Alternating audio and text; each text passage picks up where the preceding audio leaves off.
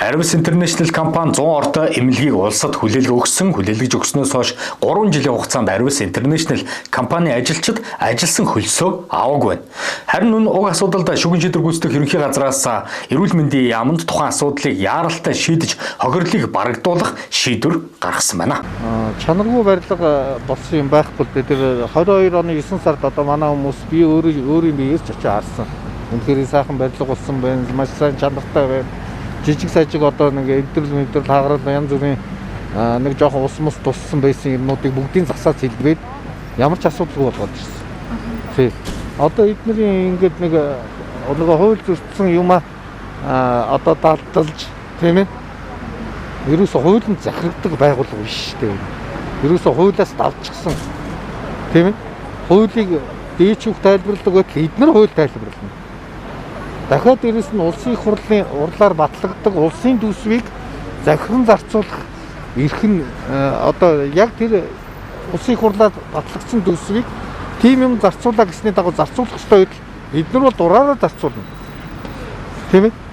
Одоо ингээ хууль зөрчсөн ийм юмнуудтай ингээд одоо тэмцэхээр ингээ хүнийг хааж байгаа, хавчиж байгаа, боож байгаа юм шиг эдний эрүүл мэндийн яамд манай мөнгө байж яах гээд байгаа. Бид нар энэ хувийн одоо ашигын төлөө байгууллага шүү дээ. Бид нар энэ мөнгөө авч тийм ээ энэ хүмүүсийг цалин мөнгөийг өгөөд илүү юм гаруул энэ чинь өөр эргэлтэнд оруулаад ингээ явах хэрэгтэй шүү дээ. Тэгэхэд одоо эрүүл мэндийн яам одоо ямар ашиг сонирхолтой болоод ингээ байлгаад байгаа. Би бол одоо тэр бусад одоо энэ эрүүл мэндийн яамнаас мөнгө урдан гаргаж авдаг компаниудыг тэгж янз бүрийн юм хийж чадахгүй, өгч чадахгүй, өгчөж байгаагүй, өгөхгүй. Тийм ээ. Надад тийм одоо хүнтэй тэгж нэг хууль барих угаасаа хүүхд байхасаа тийм зан чанартай юм. Одоо заавал тэгжиж миний мөнгийг өгөх гээд байгаа юм уу? Энэ олон хүмүүсийн цалинг тэгжиж би тавих хэрэгтэй юм уу? Тийм ээ? 3 жил үлээлээ. Одоо болоо юм шүү. Чанаргүй барилга байсан бол тэгвэл яагаад ашиглалтанд авсан юм? Ашиглалтанд авахгүй байх эрх нь байгаа шүү дээ. Тэгээд тэнд чи үйл ажиллагаа явуулаад 3 жил болж байна. Очиход хичнээн сайхан байна тэнд.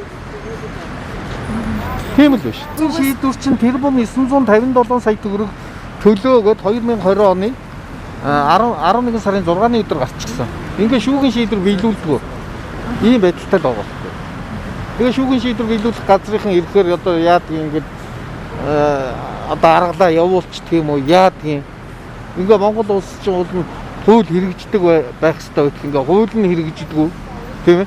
Ямар ч тийм ус алдсан барьсан юу ч байхгүй тийм.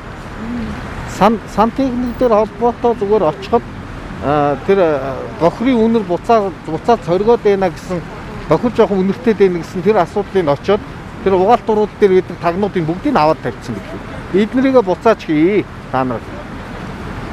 Ингээд тэр ингэж байх ёстой гэдээ манай сантехникийн компани хүртэл очсон 9 сард. Сантехникийн компани очсон, сахилгааны компани очсон, салхивчийн компани очсон, заслын хүмүүс очсон. Бүгд чиглэл дээр жижиг сажиг засварын ажлуудыг бүгдийг хийгээд өгдөг. Ерөөсөө шүүхийн шийдвэр тэдэн төгрөг төлөөгөө гарчдаг. Тэрийг хэрвээ төлөхгүй байвал шүүхийн шийдвэр биелүүлэх одоо нийслэлийн шүүхийн шийдвэр биелүүлэх байгууллага албадан биелүүлдэг тийм үүрэгтэй шүү дээ. Тэгээ ингээд төрийн байгууллагын одоо бид нарыг бол одоо хувийн компаниудыг бол манай данс мансыг хааж агаад авж байгаа мөнгөний шууд хураагаад авчдаг шүү дээ. Тэгэхэд одоо энэ эрүүл мэндийн яамны энэ дансыг хааж болдгоо ийм нэг одоо манай энэ хуулинд чинь ийм нэг завхрал байна шүү